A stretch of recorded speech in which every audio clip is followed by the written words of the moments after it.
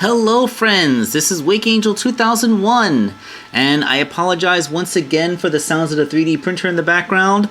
That's probably just going to be my identity now. I'm Wake Angel 2001. I make custom toys, and when I do reviews, you hear the sound of my printer going off in the background as I make custom toys while I make the reviews. Anyway, don't forget that every day at 8 a.m. a new video in the Advent Calendar series will be uploaded. They are already on. They are just like on scheduled release, so I won't forget to upload them. But yes, hopefully you enjoy those videos as I enjoy the second wave of the Sonic 3 movie figures. This one has Super Sonic and Knuckles. Before I get into them, I just wanted to point out that in the 2.5-inch line at least, they are finally releasing a set that includes Agent Stone. I never thought that we would get a human character aside from Dr. Eggman in a Sonic toy line ever. I think the only other time we ever got a human character was Chris Thorndike for the Sonic X toy line. So this is great. I really hope that we get an Agent Stone in the 5-inch scale. And that we also get others, like maybe we can get Tom, possibly in the GUN soldier costume, perhaps a commander as well. There are legitimately a lot of human characters that I actually would like to get toys of. But yeah, that's all for the future. Right now, we're concentrating on these two figures. So I believe for this video, I will review Knuckles, and we will do Sonic, Super Sonic in the next video. So yeah, we got big old 5-inch character, we got the beautiful card art that we got from the first wave, and the back shows Knuckles' biography. Knuckles is one tough echidna with no time for small talk. He will protect the Master Emerald no matter the cost. He'll also make fun of you for resembling Pikachu. Now, interesting that this wave, it has a re-release of Shadow and an introduction to Super Sonic. When I found it at Target, Chow Mascot Tails was the only one in the wave that was sold out. I don't know if it's because this is like the figure that everybody wants, like, oh my god, a Chow Mascot Tails!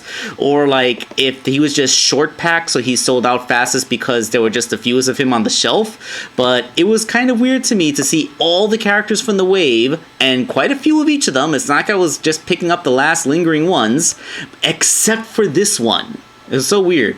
And I know some people have already sent me emails asking if I could use the head from this figure to make a 4-inch scaled Chow custom. Like, come on, guys. Okay, so anyway, let's get Knuckles out of the packaging and take a look at the figure in his full glory. So here is our movie Knuckles figure in all of his Idris Elba glory. And yeah, this figure looks really cool. Yeah. Quick comparison, just for some context. This is what the second movie figure looked like in the 4-inch scale. So, he basically looks the same, but he's bigger. And he has more points of articulation. Not to mention the 5-inch Jack Specific gimmick in the Follow Me eyes.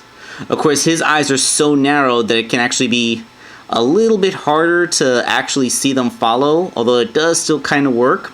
And I like how, unlike on Shadow, it doesn't look unnatural, like his irises are being cut off at the top of his head. Still, I think these figures would have been just fine without the Follow Me eye feature. Like it's the one thing he has in common with the Mario figures, and I don't really think it was necessary. You can see the head is a separate piece, but these dreadlocks are so thick and so hard that this head is not moving. That's about as much as I can get. Yeah, like, you're doing a very, very subtle head tilt with this guy and nothing else. He does, however, have torso articulation, so you can actually get him to look to the side if you bend his entire torso to do so. And he does have all the same joints that the other figures have, like an almost overzealous amount, I'd say. Like, he has the universal shoulders and they actually made a cut into the side of his torso so that his arms would be able to go all the way down to his sides without him being stuck looking like this all the time. So, you know, props for that. He does have the butterfly joint, but again, it's limited by his dreads, which hit in there. And he has a bicep swivel, an elbow joint that bends, wrist. The wrist, it both rotates. It rotates inside the glove cuff, not at the glove cuff. And it hinges back and forth. And the hand can open and close. I say that's almost gratuitous because you don't really need a lot of those points of articulation. Like Knuckles doesn't really need to open his hand. So like you probably could have just gotten away with not having that. Although, like, these figures cost $15, so it's not like they're charging us more for these joints. Heck, I like these figures a lot more than I like the $50 Ultimate figures. Like, these are better to me than the Ultimate Sonic figure was by a leaps and bounds. Well, of course, that had, like, some kind of matte effect that started to peel and look like blisters as soon as it got out of the packaging, which led me to return it to the store to get a refund, but I'm not bitter. The hips are ball jointed, just like Sonic and Shadow, and they seem to be ball jointed in a way that he can get pretty much a full splits out of them. That's actually a really big range for a ball joint. Goes 90 degrees forward, almost 90 degrees backwards for a good running pose. The knees are the same as the elbows. He has a thigh swivel, and no foot articulation. Well, there's no toe articulation, but he does have an ankle. Like, there's a hinge in there, and it swivels, although it's a little bit hindered by the size of his sock cuff. Also, there's no zipper on his sock cuff. Like, I'm pretty sure in the movie, Knuckles has a zipper on the cuff, although I'm noticing, even in the 4-inch figure, that detail wasn't represented. So I guess I just figured to keep it consistent with the original figure. The quality of the sculpt is amazing too. Like, since this is a movie toy, all the textures are super realistic. And you can see, like, the fur pattern, the longer spines in his dreads. Like, everything here looks pretty much amazing. Interesting that the tail has no articulation, doesn't even swivel. But I guess Knuckles' tail doesn't exactly wag or anything like that. I love how his Guardian swoosh is painted on. It looks just like if it's just a lighter patch of fur on his chest. So, like, that's, like, remember, that's not a tattoo or a marking or anything. It's literally a birthmark. It is represented in his fur pattern. That is white fur on his chest. Just throwing that out there. But, oh man, this guy is amazing.